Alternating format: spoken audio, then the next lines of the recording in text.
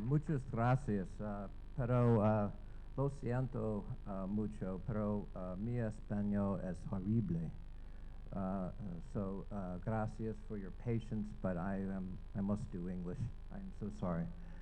I am deeply honored to be here, and I will try to talk fast because time is compressed. So goodbye. No. I will talk just a few minutes, I hope. But I want to say congratulations to Fopea and to Daniel Santoro for being such a huge force in making this possible, this organization and these gatherings, and for being president for 4 years, but also having the grace to walk away from power like so many politicians never do. Thank you very much for what you've done. Thank you.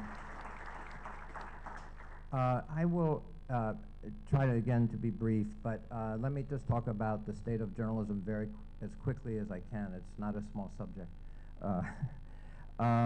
But like a Charles Dickens novel, we have the best of times and the worst of times. The best because journalists today are more professional, they are better educated, and because of computers, journalists are more capable of gathering huge amounts, millions and millions of pieces of information in ways unimaginable a few years ago, quickly, easily, cheaply. Because of freedom of information laws around the world, in 70 countries now, documents and records are more available, more accessible than they used to be. So what is possible professionally for journalists is unlimited. We have never seen what is possible like we are seeing now with multimedia, with video, audio, streaming around the world. It's very exciting. That is the good news. I should have ended with the good news, but I did not. The worst of times, because in the last 10 years, more than 1,000 journalists and other media personnel around the world have been murdered, killed, I mean, and some murdered, some by bombs on the road and some in cold-blooded murders. 1,000 journalists, that is 2 deaths a week for 10 years. Only one of those 4 deaths are related to war, only 1 out of 4. Most of the journalists were investigating corruption. In 2/3, the killers were never identified. In 90% of the murderers in the past 10 years, 90% were never prosecuted. Journalists need to investigate these murders whenever they happen to our colleagues, to turn up the heat. Don't let the truth be murdered too. Anna Politkovskaya was recently murdered I saw her in London a few weeks before that happened. We have seen journalists everywhere go down, and before I go any further, journalists have a tendency to not write about journalists sometimes, especially when one of their own is killed. The investigative reporters and editors in the US began because a journalist was murdered, blown up, and journalists came together from the United States and solved the murder. I am helping with the Klebnikov murder in Russia right now, and I just think this is very important to remember that there is a solidarity in the profession. We must find the truth when this happens. That is one thing. Second, it is also the worst of times because in many countries, politics and business have become almost one and the same. And also, politics, business, and journalism and the media companies have become too close, incestuous among themselves. And congratulations to Maria O'Donnell in Argentina for her work about propaganda and about the relationship of government advertising with media companies. This is a problem, the relationship between government, large corporate interests, and journalism business interests. In many of the biggest US media companies, they do not care about journalism. It is number 87 on the list of their priorities. because they are making nuclear power plants and weapons for Iraq, the Iraq War, and other products. And we do not have journalists anymore, or people caring about journalism in journalism itself, in the business. Which brings me to what has also happened. The last worst of times is that the economic realities of commercial journalism have become very serious around the world. In the United States, 6,000 newspaper reporters and editors lost their jobs since 2000.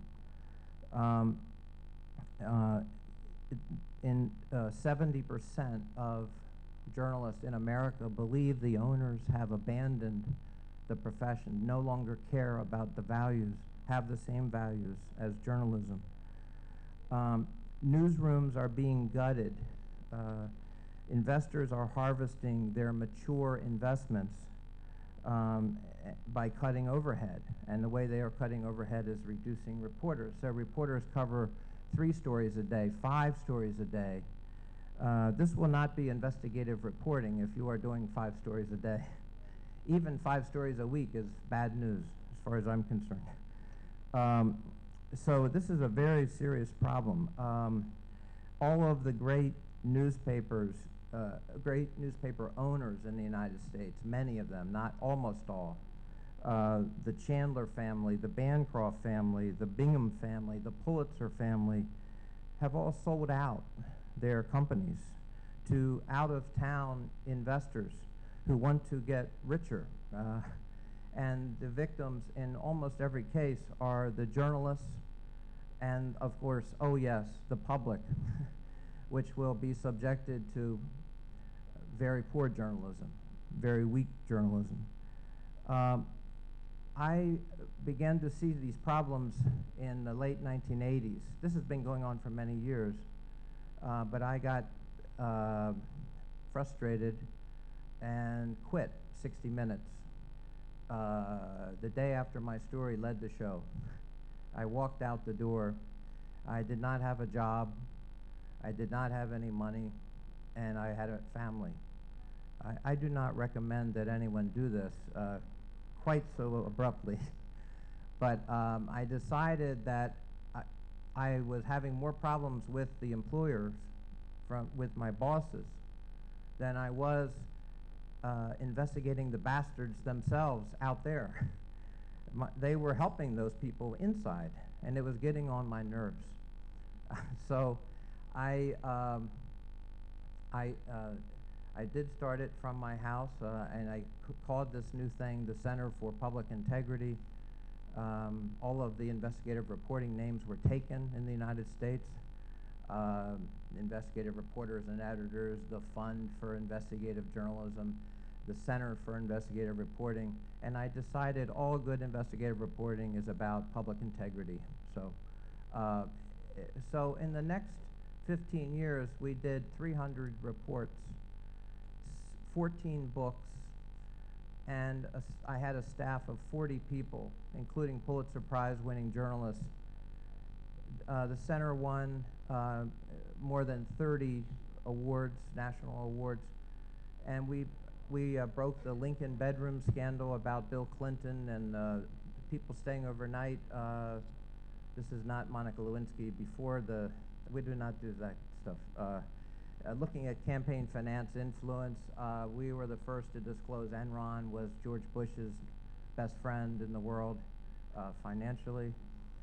We posted all of the Iraq contracts. We sued the State Department and the Army, and we won, and we got all of the secret contracts of Halliburton with no other contract bidders, just Halliburton. And the question is, why didn't the New York Times do that? Why didn't CBS do that? Where were the news media in the United States? Well, they do not have time to take 1 or 2 years to investigate people in power. They do not have time to spend hundreds of thousands of dollars. They will not take the time.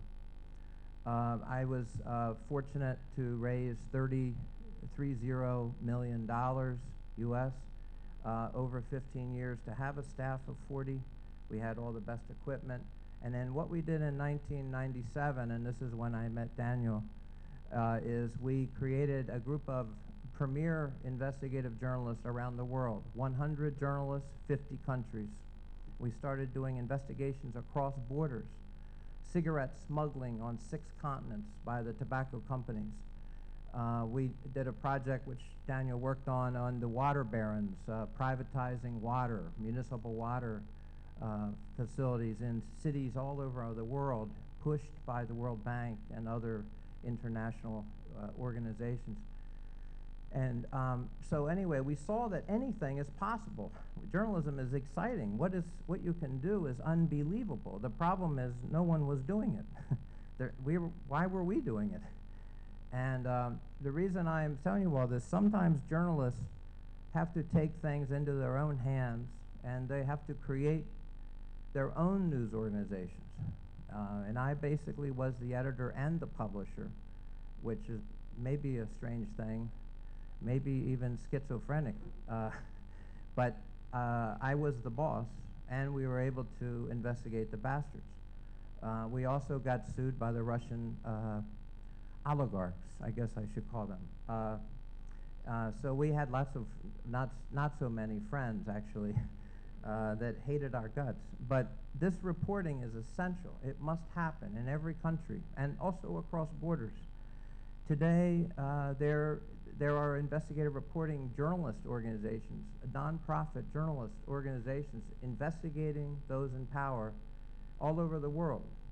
There are something like more than 24 of these. The oldest in the world is the Center for Investigative Reporting in California. The Philippine Center for Investigative Journalism, run by Sheila Coronel and myself, and she started her group, I started my group in 1990. She is also a member of the International Consortium.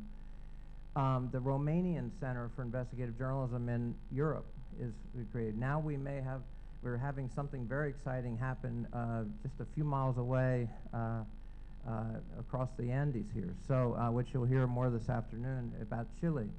What is possible is the sky is the limit. Journalists have the technology, they have the education, and the economies of scale of what you can do with less money actually are greater today than they were. When I went into television, TV cameras cost over $100,000. Today, a high definition camera can go for as little as $5,000 or $10,000 US, and on and on and on. And so I believe that this is a terribly exciting time for journalists, but they must seize the day and do it, carpe diem. And if they don't, they will do stenography. They will listen to people in power lie every day, and they will be getting the exact quotes. and that is wonderful. And but someone needs to be the truth teller in society. Someone actually has to show what they said and then point out that it's actually, as a matter of fact, completely not true, and show the examples. In the United States, in the lead up to the Iraq War, the top 8 U.S. officials made nearly 1,000 statements that were flat out untrue. You will hear more about this in the next month or two. Stay tuned. And the media, forced to cover those in power, wrote down everything they said, even though we now know it was completely not true. The response by the Bush administration is, oops, gosh, there were no weapons of mass destruction. How did that happen? Funny thing. So journalists have a very difficult role now because propaganda, manipulating the media, using polling, focus groups, buying the media themselves. The Pentagon in the US has its own news channel now. It goes directly, forget the TV networks, they go directly to the public themselves.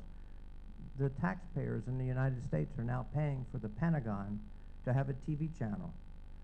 I think this is crazy, but I am not in charge. But I think it shows you the problems for journalists. So anyway, I will just conclude. I think that no democracy can exist in the world today without an informed citizenry. And the people manning the barricades about informing the citizens, the truth tellers of our time, in the past and now, more than ever now, are journalists. That is why what we are doing here today and tomorrow, this is why what we do every day is so very, very important. Thank you very much, and good luck the next few days.